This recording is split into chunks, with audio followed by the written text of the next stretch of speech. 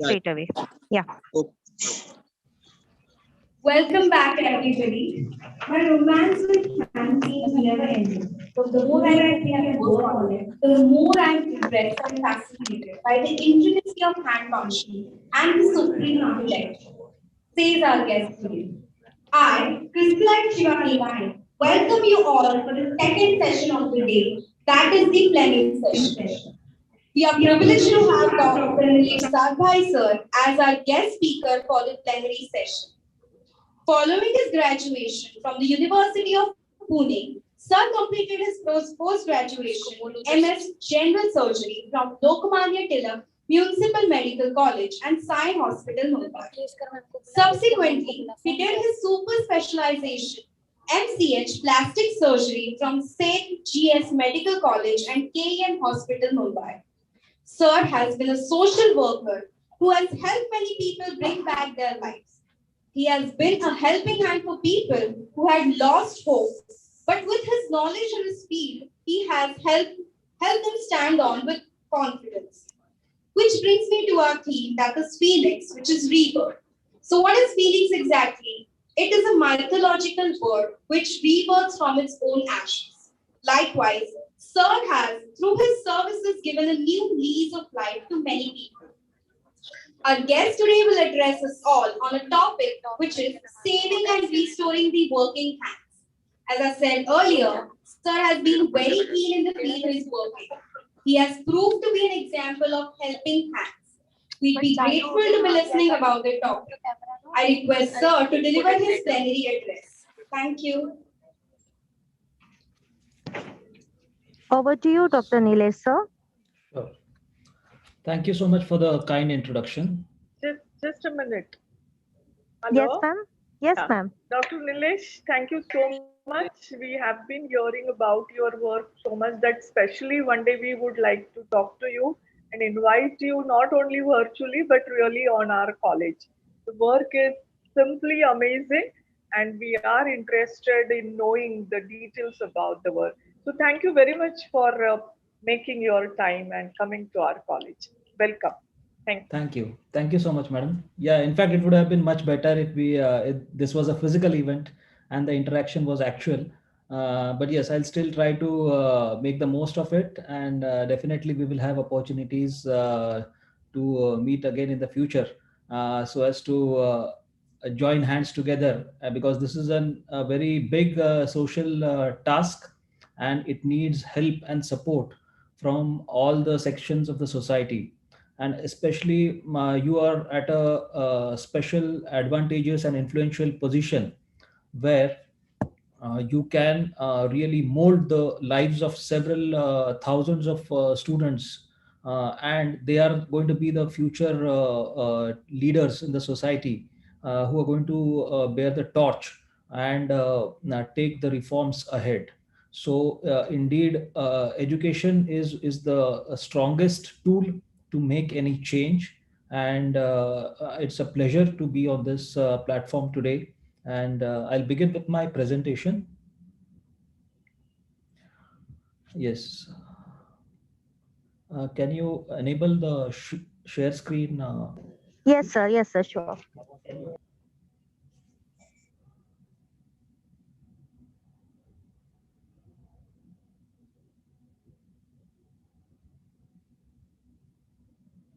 Please go ahead, sir. Yes, I'll do that.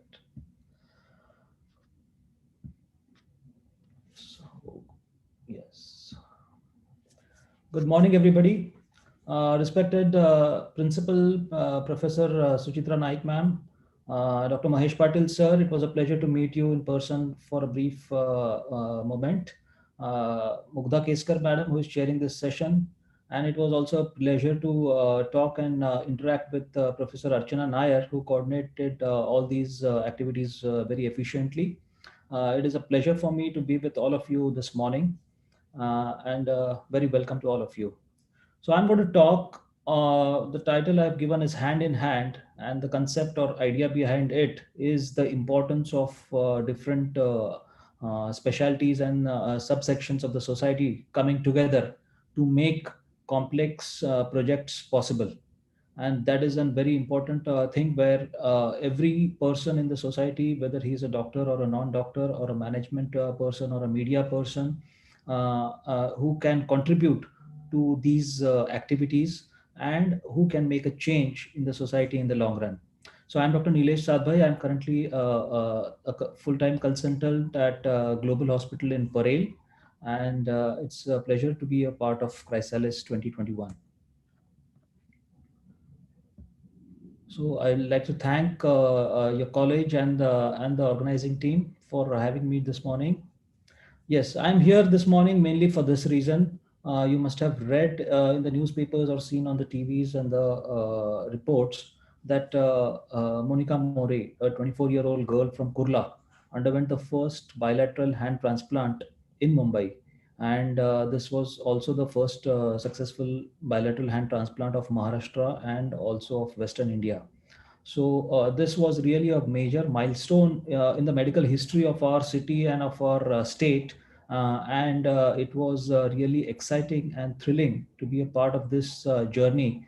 And yes, it is indeed a very gratifying feeling when you can see somebody who has lost hope or who is retracted in family and in society to come back to life. And she, I believe, is the phoenix in real life.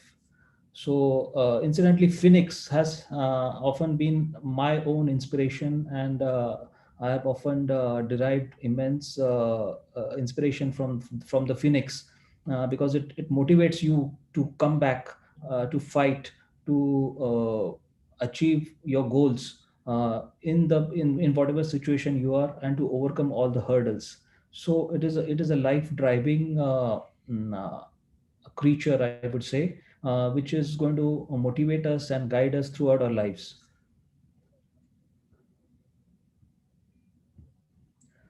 Yes, so I came across this thought which said that we are all butterflies and the earth is our chrysalis. So we are actually aiming, just like in spirituality, you talk of salvation or moksha. Probably that this is what it means, that we are here doing our tasks. We are here fighting through our through all the odds to achieve something higher. And so we are all going through this phase of chrysalis. So chrysalis is an interesting phenomenon, and it reminded me. The first thing it came to my mind is this book which I read long back. This is an interesting and very engaging story of struggle and a fight of the human spirit. And I would quote a line from this book, that the important thing was that we are all alive. So as long as there is life, everything is a possibility. So it is very important for us to stay positive in all situations and to overcome all hurdles, because there is always a way to get things done, always a way to get over the obstacles and emerge victorious.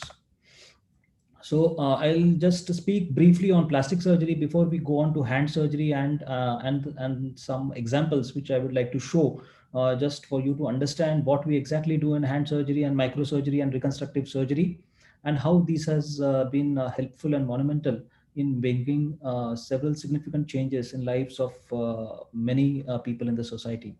So plastic surgery, by definition, is the process of reconstructing and repairing parts of the body by transfer of tissue, either in the treatment of injury or for cosmetic reasons.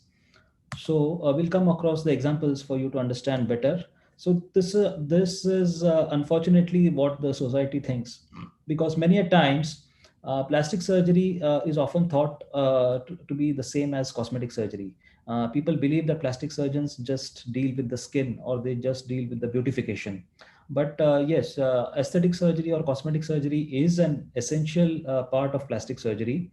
But there are many other things that a plastic surgeon does, and in fact 70 or 80% of our works comprises of reconstructive surgery, and the rest is cosmetic surgery. So it is a matter of pride again for all of us that plastic surgery has its roots in India. India has contributed plastic surgery and all other surgical specialties to the world. The knowledge of this was known to our ancient sages long back. And we know of Maharshi Shushruta, who is known as the father of surgery. and he was performing complex surgical procedures way back in 600 BC. And he is said to be the pioneer in all facial and reconstructive procedures. And he has written a book called as the Sushruta Samhita. And this book has several chapters, several mention of all the illnesses which we still deal with in modern times, and the details of all the surgical procedures and the instruments that were used. So this is a wonderful book, and it is indeed very enthralling for us to know that Sushruta had done all this work in 600 BC. These are the instruments which Sushruta had described, which are very similar to what instruments we use today for our surgeries. So indeed, it is a matter of extreme pride for all surgeons that Sushruta was such a great pioneer. So what does a plastic surgeon really do? Plastic surgery is a confusing term because it does not represent any particular body system or an organ. So just as the other systems, by the name of it, you can know what specialty the person deals with. But plastic surgery is a relatively misleading term, and you cannot really judge what a plastic surgeon must be doing. So practically, plastic surgeon is actually called as a problem solving specialty. So we deal with problems of all sorts, which are faced by all other specialists, and which are complex in nature or which do not have a simple solution. So we are like troubleshooters, or we are like managers who will come into the picture when the situation is going out of hand. So plastic surgery is actually based on certain refined surgical principles, and it deals with everything from head to toe. So any problem which is not getting better, or which is not having a straightforward solution, probably a plastic surgeon may help you out, or plastic surgery may have a role in this. So to define the scope of plastic surgery, it consists of mainly reconstructive surgery, as I said, which involves post-traumatic deformities and cancer-related deformities. So it could be either reconstruction of the head and neck, or the reconstruction of the breast, or the reconstruction of all other body parts which are affected by trauma or cancer. Microvascular surgery is an extremely efficient tool which a plastic surgeon is able to do all the reconstructive procedures in complex situations. Hand surgery is a very important aspect of plastic surgery, and we deal with the vast conditions of affecting the hand, which we'll come across in some time. In addition, craniofacial and cleft surgery is an essential part of plastic surgery, burns surgery, aesthetic and cosmetic surgery, of course. So we'll today deal upon only with hand surgery and reconstructive microsurgery. I'll just give you a brief overview of some cases, and then we can have a discussion or interaction if needed. So this is a very famous or a special quote which I like, that in the absence of any other proof, the thumb alone would convince me of God's existence. So the human thumb is so special, and that actually differentiates us from all the other animals and primates, and that is what gives us the essential working advantage. So human hands are special because if we see the palms of our immediate predecessors, we see that their thumb is quite small, and it is not in the right position. The muscles are not really developed. The thumb is smaller in size, and it is a weak thumb. So that is a disadvantage for these animals. In comparison, the human thumb is much better, and the main thing that differentiates the human thumb is its ability to come in front of the other fingers and to touch them. So this ability to oppose the fingers is what gives man the biggest advantage, and that is what puts man on the top of the food chain. So this hand is very special, and it has a very intricate and complex mechanism, a lot of smaller muscles and nerves and joints and articulations, which make it so special. So it is very important to retain the function of the hand in order to continue with the person having that advantage of evolution. So this is a homunculus. So homunculus is basically the representation of the different body parts, what they have in our brain. So if you see that there is a motor homunculus and a sensory homunculus. So these are the representations, like if in terms of importance of it, if in terms of function, what the brain sees. So this is the importance of hand. Hands probably have the biggest representation in the brain, both for sensory function as well as for motor function. So this pictures are extremely important representations of the importance of hand in a human life. The hand surgery involves several aspects like brachial plexus surgery, trauma reconstruction, replantation, rheumatoid arthritis, tendon disorders, wrist surgery, shoulder and elbow disorders, arthroscopy, arthroplasty, lymphatic surgery. All these specialties need special care because as I said, the anatomy of the hand is complex. So does it is very essential for the treating person to have the adequate and appropriate knowledge to treat all these uh, problems in the best possible manner. Any missed or inadequately treated injury can result in long-term disability and deformity.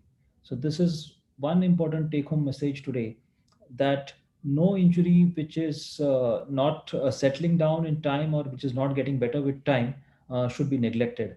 So we must pay attention and give the adequate care and treatment to all these problems. There is a concept, just as there are concepts of management or concepts of in every other field of administration. We have some concepts of reconstruction. So depending on what the problem is, we decide of what is the best possible solution, what is the easiest solution, what is the best and the cheapest or financially viable solution for a problem. So this we call as a reconstructive ladder, and it has different rungs which are from beginning from simple to complex. Sometimes with our increasing advances and skills, you can skip some ladders to bypass the traditional methods and go to a better or an advanced method, and that gave rise to the concept of the reconstructive elevator. So we can jump a few rungs and go directly to a higher level of reconstruction if the situation demands it. Now the newer concept is of a reconstructive supermarket. Just as we go in a supermarket and pick and choose whatever we want, so we can pick and choose the treatment options, or depending on what needs to be reconstructed, what is missing, what needs to be replaced, what needs to be repaired. So we can mix and match and do our decisions. So this has given extreme versatility to our treatment modalities. So we'll run through some clinical cases for you to have an idea. And pardon me if some of these pictures are disturbing or unpleasant for you. But yes, this is a simple injury where a person, his hand got trapped in a punching machine at an industry, and he lost a significant chunk of the pulp of the finger. Now, the pulp of the finger is a very sensitive area because it is important for touch. It is important for grasp. It should heal better because it is a visible part. It should have a better cosmesis. A lot of demands. Okay. So what I did in this case is a thenar flap. Okay. So this is a thenar area of the palm. I took a tissue from the thenar area of the palm to replace this gap, and then you join the finger to that area and keep it attached to that area for 2 weeks. And after 2 weeks, you cut across the base of this flap and separate the finger from the palm. And then that tissue from the palm gets transferred to the finger pulp.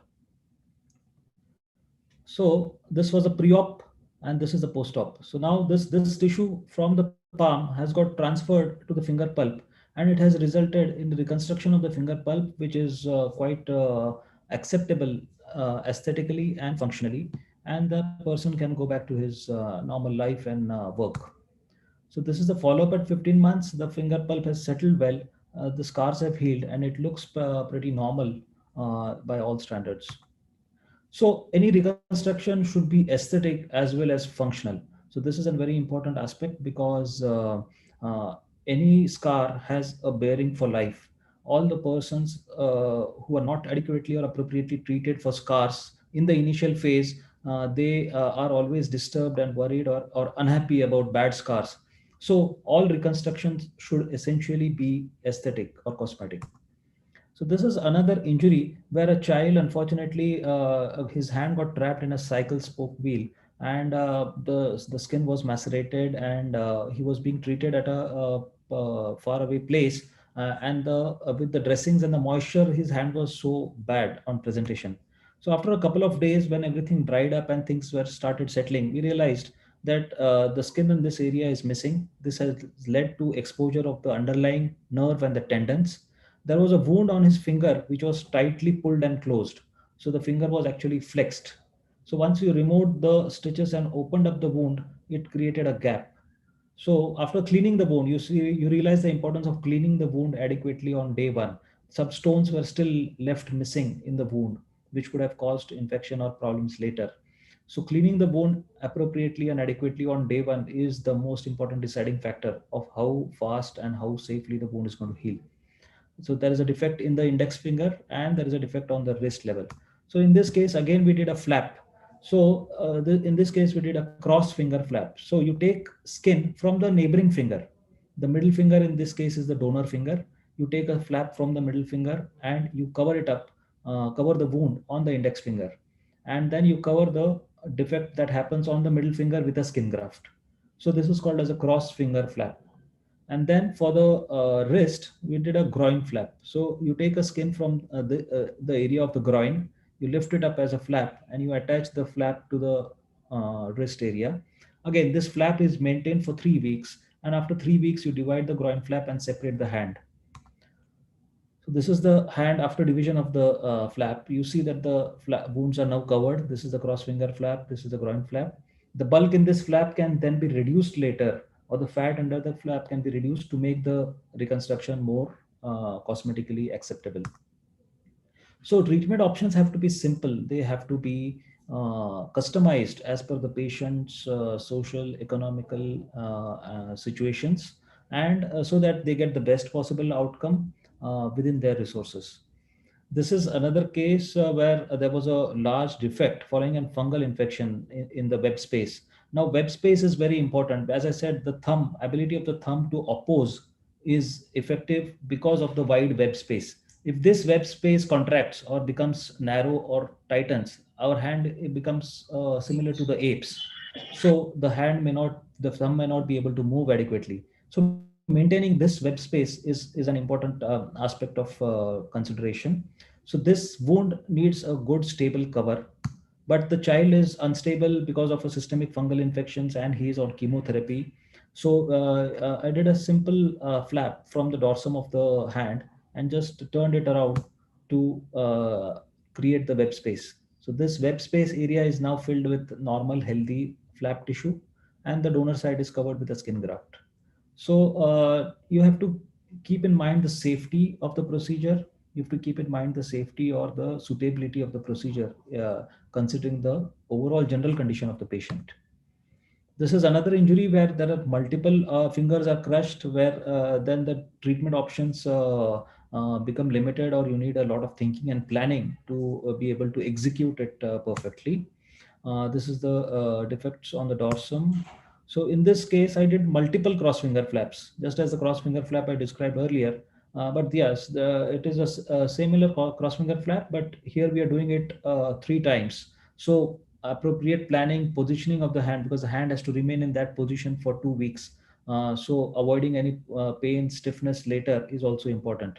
So these are the cross finger flaps that are elevated. The donor sides are then covered with skin grafts. And you see all the fingers are attached together. So the fingers are attached together with the flaps transferred from the neighboring fingers. And the hand remains in this position for 2 weeks. And after division, you see that all the fingers are salvaged. All the length of the fingers is maintained. You have good tissue at the tip of each finger, and the patient is back to his normal function. So all these efforts and pain are worth because we are aiming to achieve the best possible outcome and to retain the normal length and strength of the structures. His function is not affected. You see the donor sides. So it's always important to aim to be perfect. Even if you do that each time, you may end up being good or very good, and even that is worthwhile. So as I said earlier, microsurgery has enabled the skills of plastic surgeons, and it has allowed us to move the tissues from one part of the body to other, and that has resulted in a revolution in terms of limb salvage. Typically, all these discoveries happened around the World War, because there were a lot of war injuries at that time, and the soldiers needed reconstructions and limb salvages. Otherwise, they would land up with amputations. So microsurgery is a boon for the plastic surgeons, and it has really increased the armamentarium to a large extent. And all the credit goes to this person, Alexis Carrel, who discovered this technique of joining blood vessels. When you transfer a tissue from one part of the body to other, the survival of that tissue depends on the blood supply. So joining the blood vessels is an important technique, or microvascular technique, which was discovered and described by Alexis Carrel. So I will touch upon some examples. Microsurgery, again, you can join vessels, you can join nerves to transfer tissues. This is one example where there was a bad crush injury. This a bus accident. The bus toppled over. The boy was trapped under the seat, and his hand was fully crushed. All the muscles were cut. All the nerves, blood vessels were cut. So primarily, we stabilize the hand with a fixator. You repaired the blood vessels to restore the blood circulation of the hand. You see the muscles and tendons are all in a mess, and the nerves were badly cut. So all those structures were repaired. Now, after repair, this wound needed some cover. So temporarily, we did this type of dressing, which is a negative pressure suction dressing, to improve the situation of the wound. And then later, when you want to cover the wound, you can take tissue from the thigh. So this is called as a free tissue transfer. A piece of skin along with its blood vessels was taken from the thigh, and this skin was then fixed on the wound. And these are the blood vessels. These blood vessels are now connected to the blood vessels in the forearm, so that you are actually reconstructing the blood circulation to this skin. So once the blood circulation to this skin is maintained, this skin survives and it stays there. And so we end up covering the wound and salvaging the hand. So this is an important advance, which has helped us enable several limbs, several hands, several feet have been salvaged till date due to the advent of microsurgery. So this is just the synopsis of what we did in this case. So it is important to solve the problem, identify it, split it in parts, treat all parts, address all parts. Some parts may need to be addressed at a later stage. So all these go into management. So management of every problem is a very crucial aspect of having a good outcome. Now this is another example in which there is a bike accident. A boy fell in a high speed bike. His thumb got fully abraded and crushed. Now there is a loss of skin, there is a loss of bone, and so for the thumb to remain functional, we need to reconstruct it so that it has the length, it has the strength, and it has the stability. So after cleaning the wounds, we assessed the defect again and then planned our reconstruction. Now in this case, I took a piece of skin from the calf. So this is a piece of the skin along with its blood vessels. This is the bone defect here. We took a bone graft from the hip region. The bone graft is fixed with a wire, and then you cover the wound with the flap, which has been taken from the calf. So the thumb is now covered. It now has a bone graft inside, and it now has the length and the strength. So after it heals, it will position as decently as possible, or as close as possible to the normal thumb. This brachial plexus injuries is one thing. Like, brachial plexus is a set of nerves which arises from the neck, and these nerves are important for the function of the entire hand. So these nerves control all the muscle movements in the shoulder and the elbow and the wrist and the hand. So this boy, he had a C5, C6 injury. So I mean, his shoulder was paralyzed and his elbow was paralyzed because of an accidental injury. So typically these injuries happen after bike accidents or after fall from heights. It results in paralysis of the upper limb, and in this cases we do nerve transfers. So we transfer the normal functioning nerves to the damaged nerves in order to reconstruct those nerves. So he underwent nerve transfers in the shoulder and the elbow level, and after 4 months you can see that this is a pre-op. His hand is not moving. His shoulder has now started moving gradually. Most importantly, his elbow has started flexing normally. So at 4 months, you see that his elbow, which was initially paralyzed, is now bending adequately. So this is an important procedure again, which has helped in restoration of several hands. This is another technique of toe to hand transfer. Many a times you lose fingers or thumbs, and some children are born without fingers or thumbs. So in those cases, you can transfer a toe to the hand to make it a finger, because the function of the hand is much more important and much more critical for adequate function. So in this case, we transferred a toe from the child's foot to reconstruct his short index finger. So you see, this is the pre-op picture 1 and 2. The toe has been taken. This is the toe along with its blood supply, and the toe has been fixed onto the index finger, and all these structures have been repaired. And then the child or the hand has been reconstructed. So these are few cases. I'll run through it. I guess I may not have the time.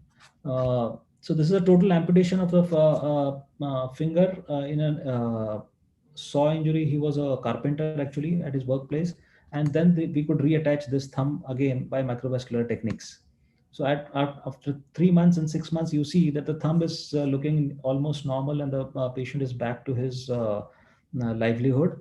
So it is very important for us to save these digits and save these limbs, because the person many often is a sole breadwinner of the family. He has a lot of responsibilities and small children going to school, and so it is very important that the person is restored back to his vocation as early as possible. This is another injury where there was a saw cut or a knife cut injury on the thumb, and again we could save this thumb. At 3 months, you see they do phenomenally well. The reconstructed thumb you cannot really make out unless you make an effort to look for it. This was a very dramatic injury in a bakery, where the bakery employee, when there was a bread slicing machine, and accidentally his hand got sliced off. And but it is important that you come to the microsurgery center in time. You preserve the part appropriately and come to the center in time. Now we could save this hand as well, because he reached to us in time, and we could repair back all the structures. And at 6 months, you see that his hand is functioning well. He is able to do all his activities on his own. So this was another complex injury where salvage was possible. This was another complex injury, especially with the advent of adventure sports and bikes. There are a lot of bikers who come to us with chain trap injuries. While they're cleaning their bikes, their thumb or hand gets trapped into the chain, and they land up with a crush injury or an amputation. So this was a recent salvage that was possible for this young biker. This was another injury where the hand was injured at a much higher level, and then we could restore back and repair all the nerves and the blood vessels.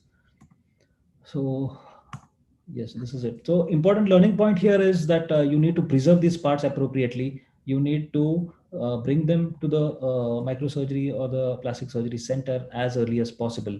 So the important thing is to keep these parts in a plastic bag, and then put this bag in another bag containing ice and water, so as to avoid direct freezing of these parts.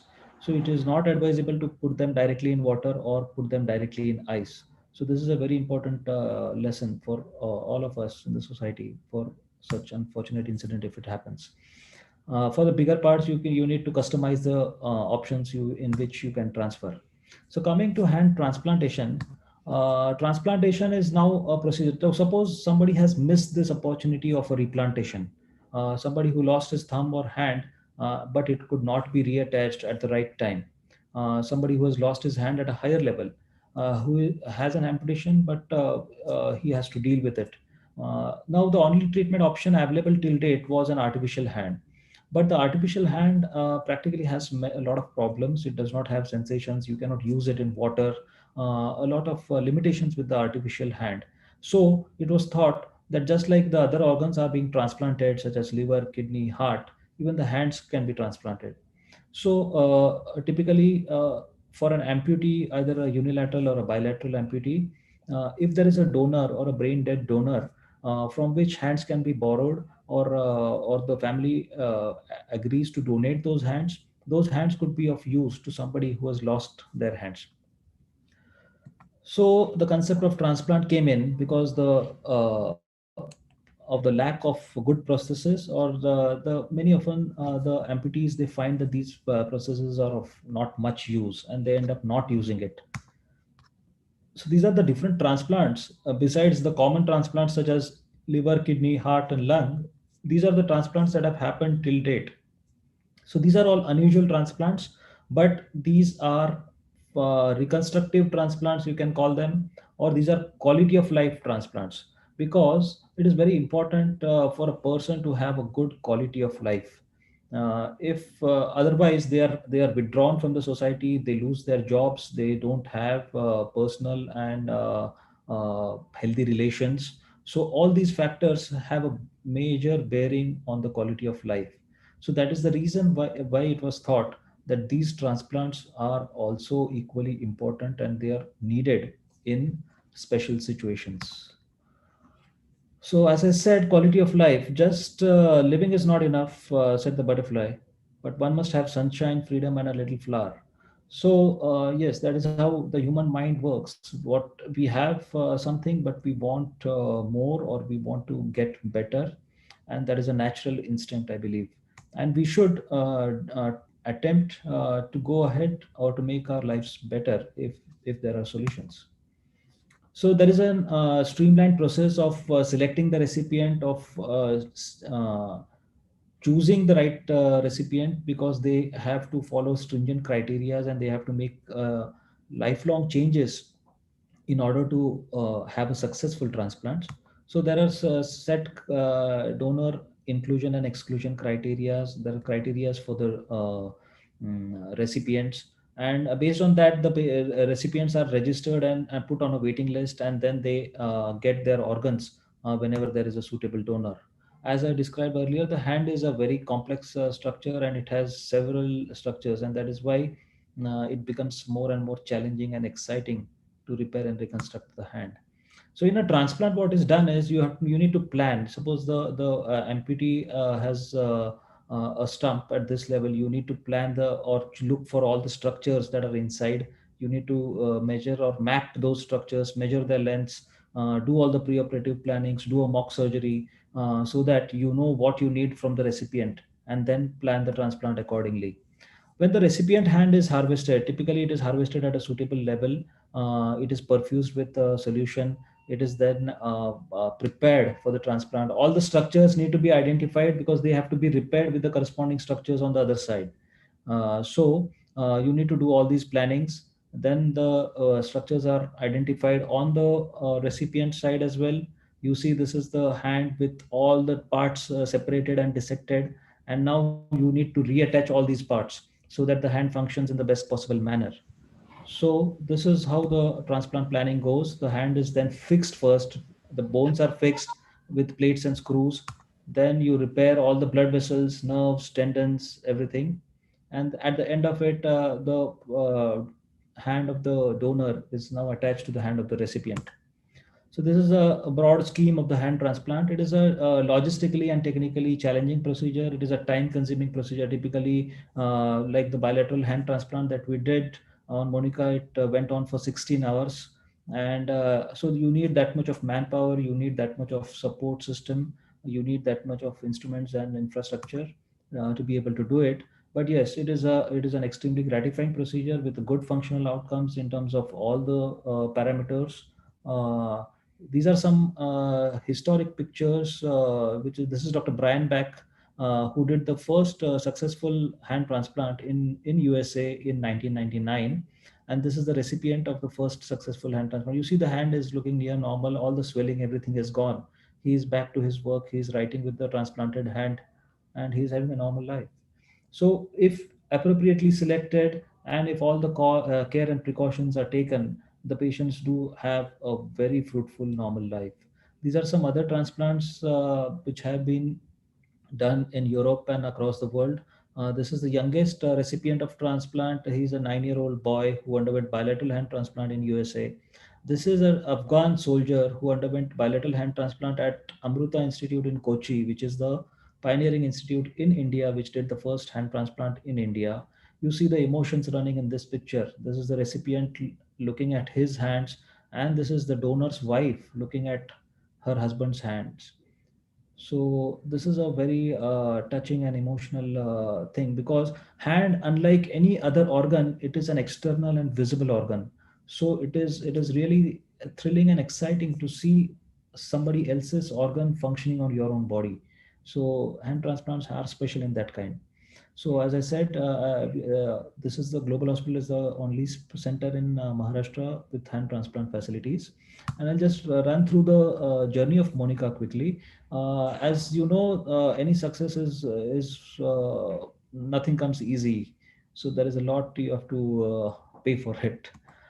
This is Dr. Brian Back, which I just showed you. So the idea or concept of transplant was in my mind for quite some time. You can say almost from 2013 or so, and I've been working on it, preparing for it, or reading about it, trying to logistically arrange for it, because it is a logistical challenge.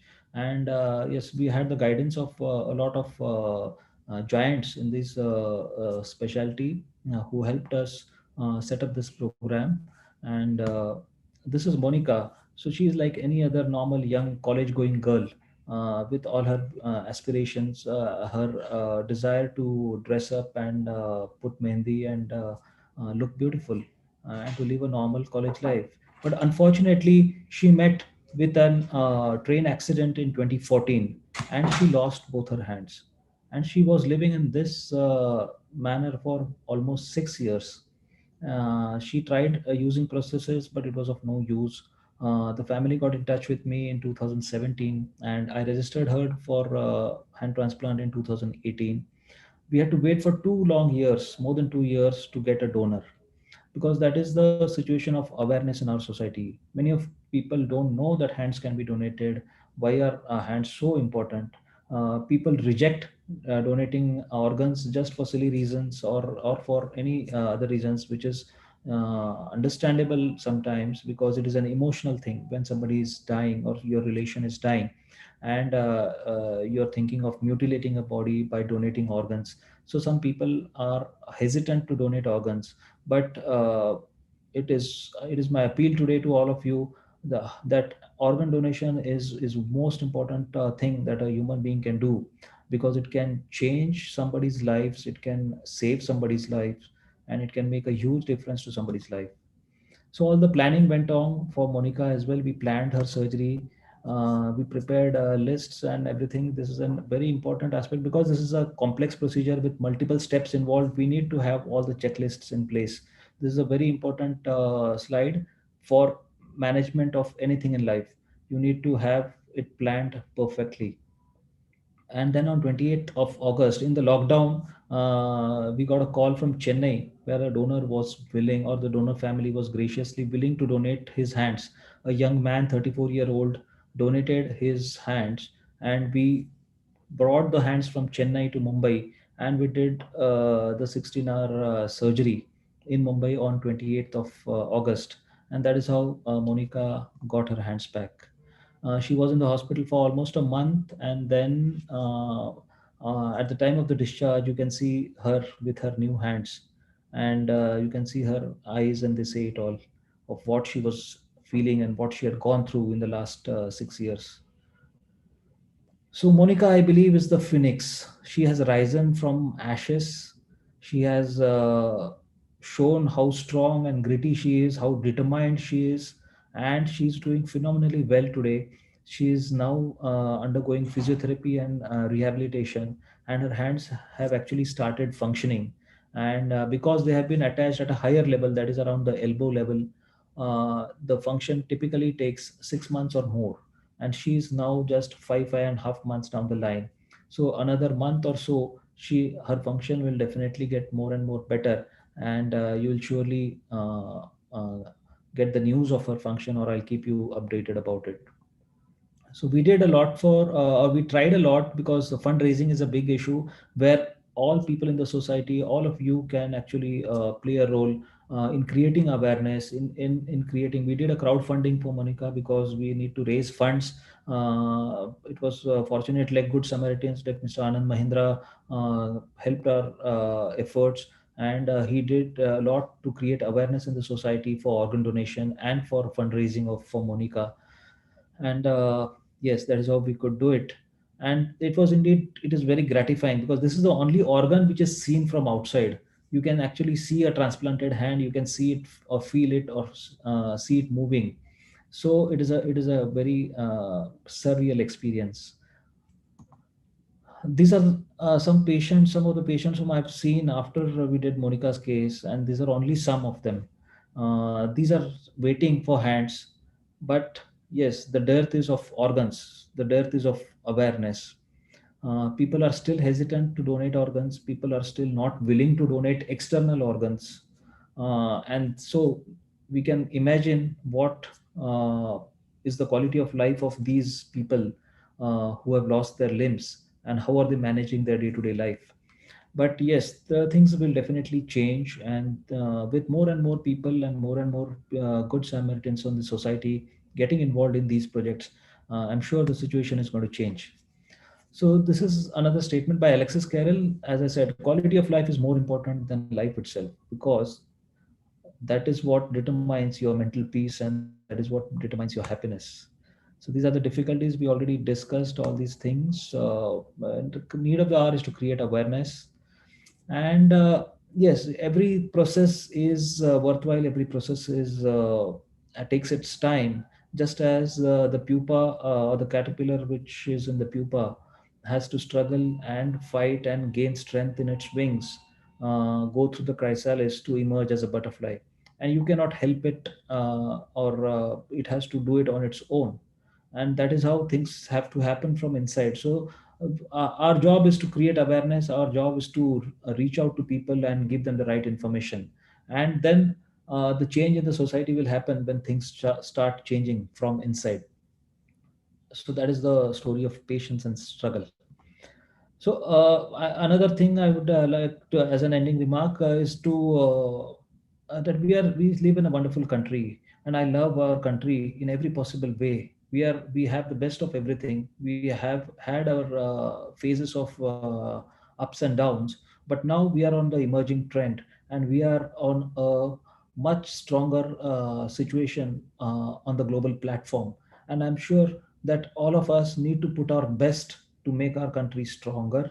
And because India has performed excellently well, even in spite of the pandemic in the last year. The medical management in India has been phenomenally well. We have done really well in the pandemic, and now with the vaccine, we are doing even better.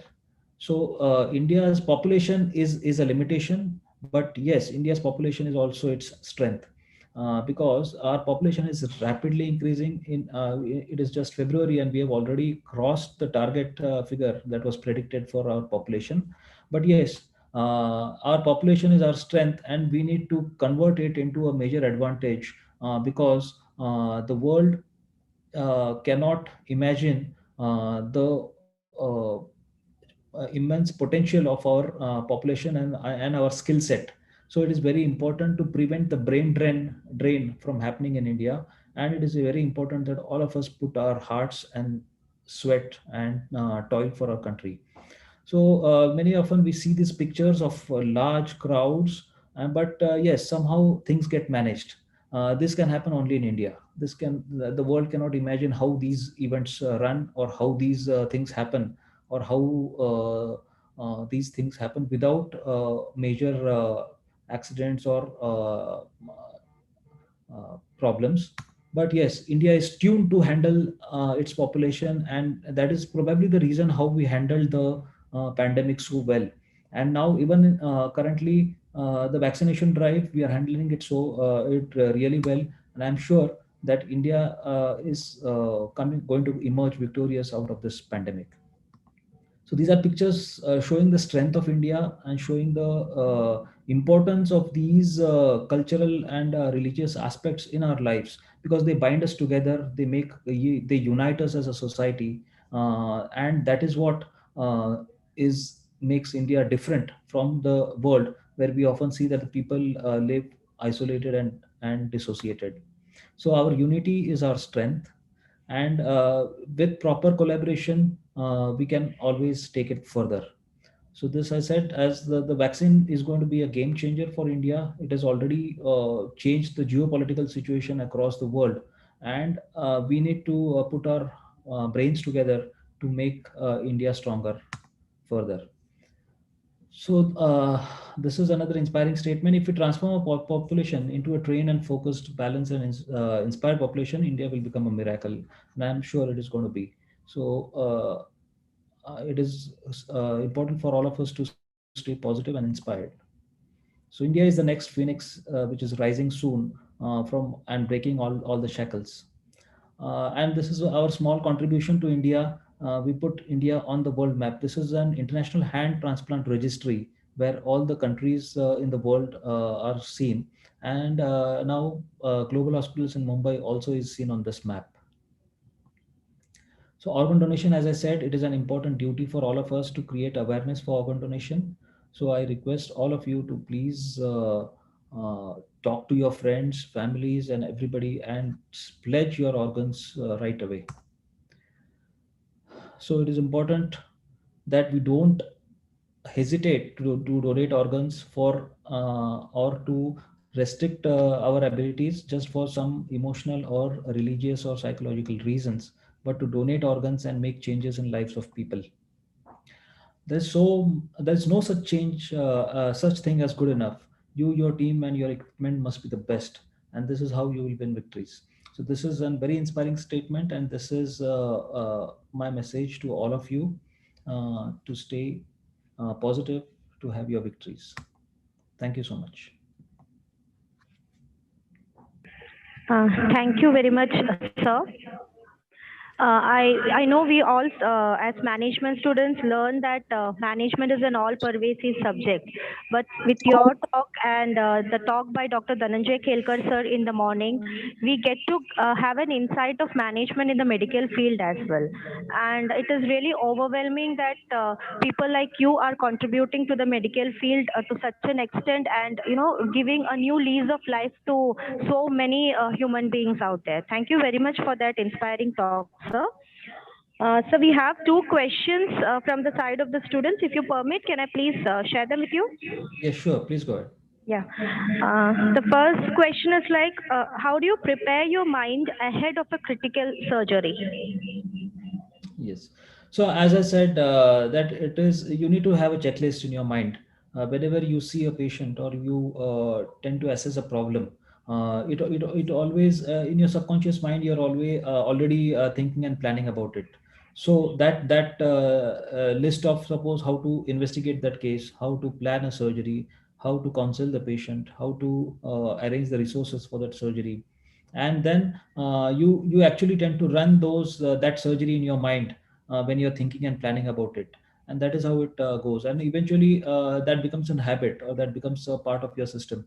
So each time you see a patient, that thought process goes running in your mind, and it just happens as a habit, I would say. Yeah. Thank you, sir. The other question says, plastic surgery is often considered as something superficial in the society. But having known it from the other side of the coin, how do you counsel your patients ahead of a new transformation in life? Yes. So, many things, like whatever I spoke today, if I did not show the pictures, probably the message would not reach, right? So that is the role of media in it. There is a role of media in it, where you have to see the change to believe it, right?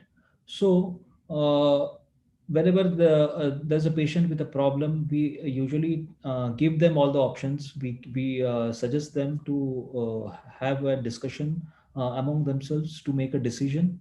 Of course, we guide them with what is best, what is possible to achieve, and what is the best possible solution in this, what are the financial aspects involved, and we tend to help them make the best possible decisions within the available resources. So setting an example in front of them is the best way for them to understand, because whatever I spoke today, if I just speak about it, you may not really understand what it is. But when you see pictures, or when you see examples out of it, then it becomes easier to understand. That is how I go about. Thanks a lot, sir. It was indeed a very motivating talk, and I'm sure the students have got a larger perspective of all these kinds of work and the field that you're working with. Thanks a lot. I now request Ms. Sharvari Surya Rao to propose the official vote of thanks. Thank you so much. Thank you, Doctor. Good morning, Doctor. I'm Dr. Mugdha Keskar, Chrysalis of, Chairperson of Chrysalis 2021. Thumbs up to Dr. Good. Nilesh Sadbhai for being a ray of hope to and giving life to many patients by transplantation procedures. You are a real hero and role model for our students, a real Masiha, sir. And for congratulations, sir, for bringing India's name in the transplantation in the international arena. Students, you can take the lesson from Dr. Nilesh Sadbhai that you have to transplant your negative thoughts to positive thoughts. Thanks, sir, for your very informative session. Thank you, sir. Thank you very much, ma'am. My pleasure. Thank you, Keskar ma'am. Over to Sharvari.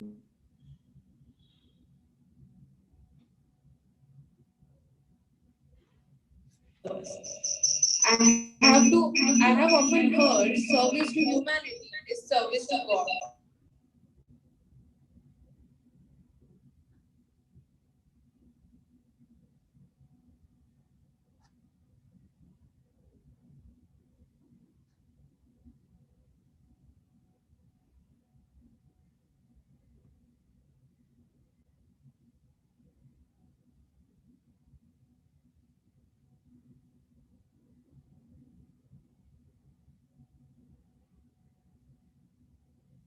To propose a vote of thanks for this session. First of all, I would like to thank plenary guest speaker, Honorable Dr. Nilesh Sadbhai, sir. I would also like to express my heartfelt thanks to Vidya Prasad Mandal Chairman, Dr. Vijay Vedekar, sir, and our dear principal, Dr. Sujitra A. Naik Madam, for her constant support. I would like to extend my thanks to Vice Principals of aided and unaided sections and coordinators of self-financing courses. I will also like to express my gratitude to our Chrysalis 2021 coordinator, Dr. Mugdha Keskar Madam, and our co-coordinator, Assistant Professor Mrs. Aditi Patgaonkar Madam, our Chrysalis 2021 President and Vice President, and my dear Chrysalites. Thank you very much. With this, we will end our plenary session. Thank you. Thank you very much.